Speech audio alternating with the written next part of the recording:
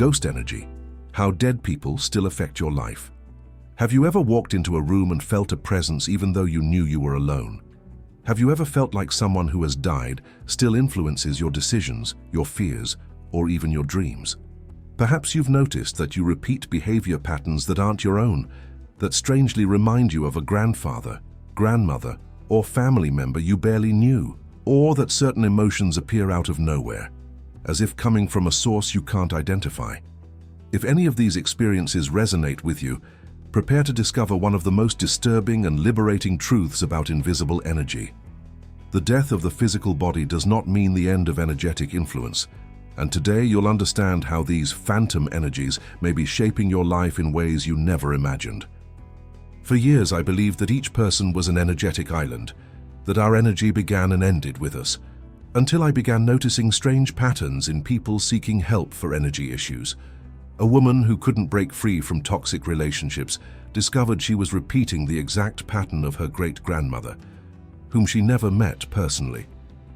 A man battling unexplained depression realized he was carrying unresolved grief over his deceased father. These weren't coincidences. They were evidence of something science is only beginning to understand. Energy doesn't die with the body. It continues to exist and can continue to influence the living in surprisingly specific ways. Indigenous cultures have always known this. They speak of ancestral memories, of spirits that have not completely departed, of family patterns passed down from generation to generation. What they described poetically, modern researchers are discovering, has a real scientific basis. Epigenetic studies show that trauma can be transmitted genetically. Research on morphic fields suggests that information can be transmitted through non-local energetic connections.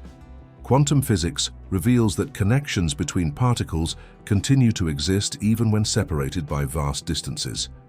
Your energetic lineage may be influencing you right now through patterns, beliefs, fears, and even gifts that you have inherited energetically, not just genetically.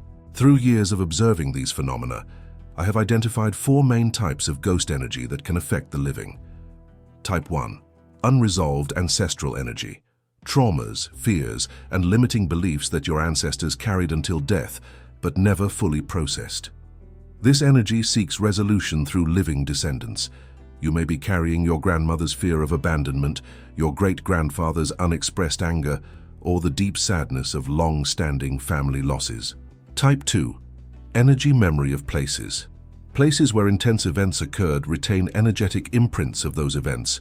Homes where there was great suffering, hospitals, accident scenes, even rooms where someone died can carry residual energy that affects those who later live there.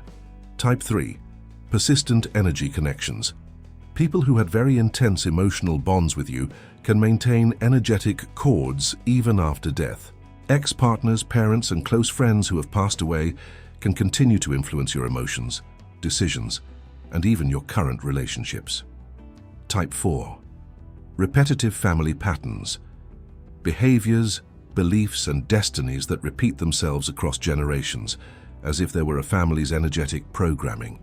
Relationship patterns, financial difficulties, health problems, or even specific talents that appear consistently in the family lineage. These types often combine, creating complex influences that can make you feel like you're living a life that isn't completely yours. Recognizing phantom energy can be challenging because it often blends with your own energy so subtly that it seems natural. But there are telltale signs, emotional signs, emotions that appear for no clear reason and feel old or not yours, irrational fears that do not originate from your personal experiences, deep sadness that seems to have no end even when your life is going well.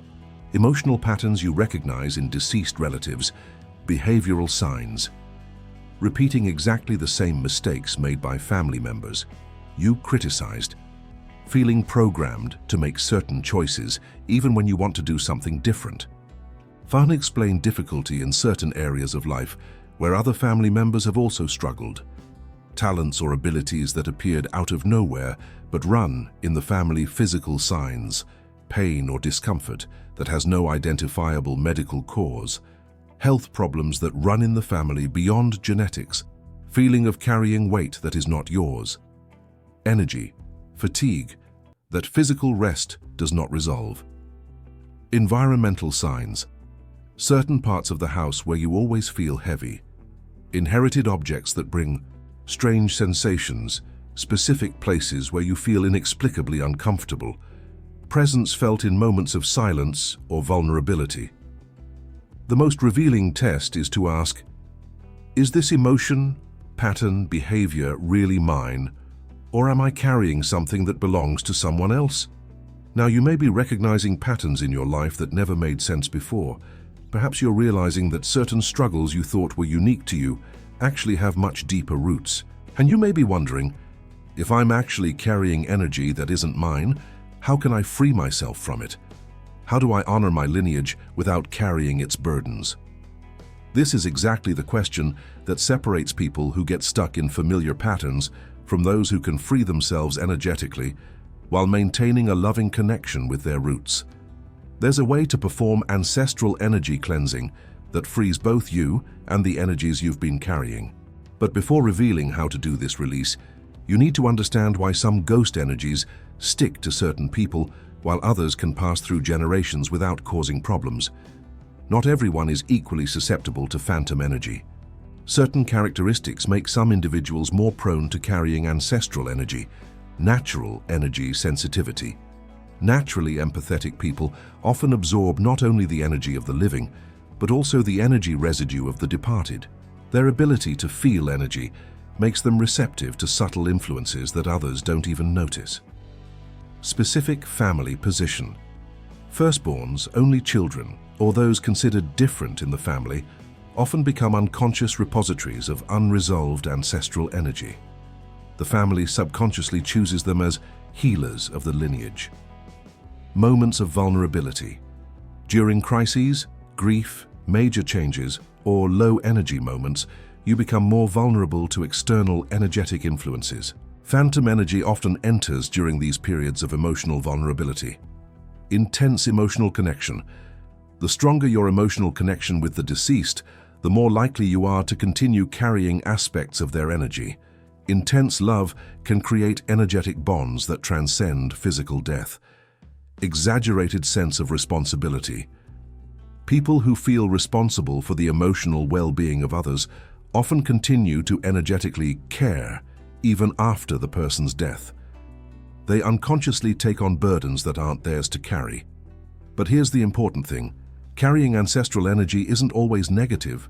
Sometimes, you're keeping alive the wisdom, talents, or love of those who came before. The problem arises when you also carry their traumas, fears, and limitations. Freeing yourself from phantom energy that doesn't serve you doesn't mean disconnecting from your lineage.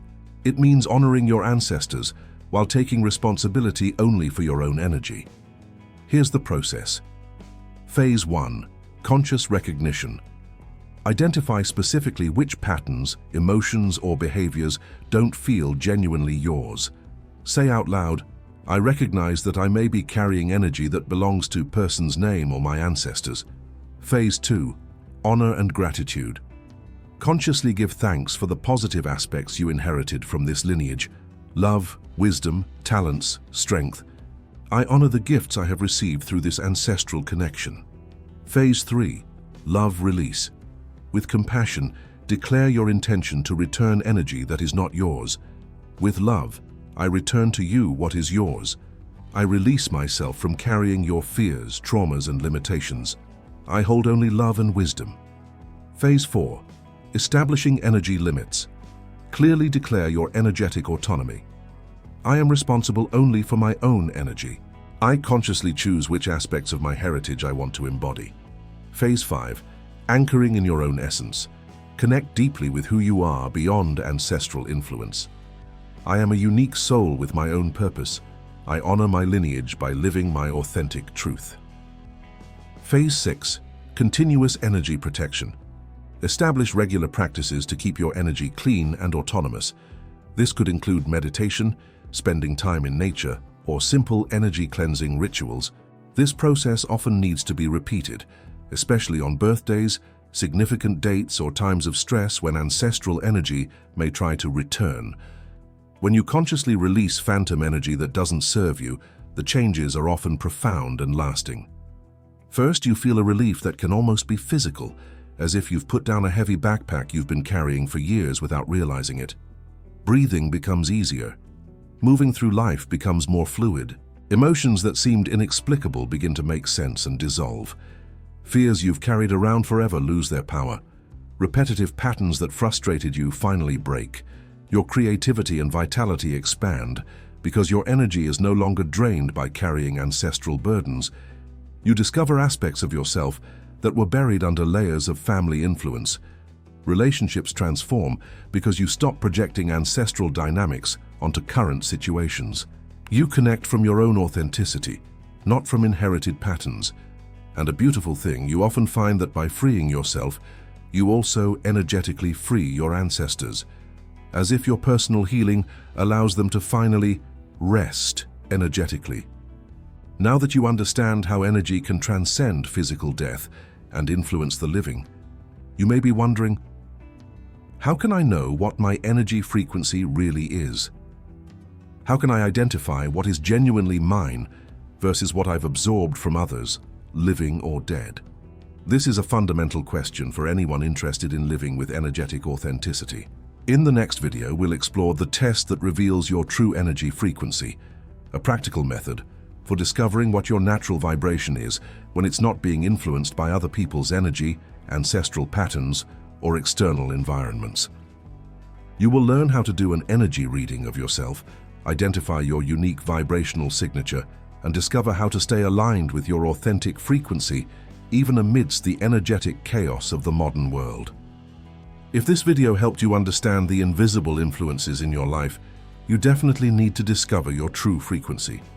Because only when you know who you are energetically can you consciously choose who you want to become. Click on the next video now and discover the most powerful tool for energetic self-knowledge that exists.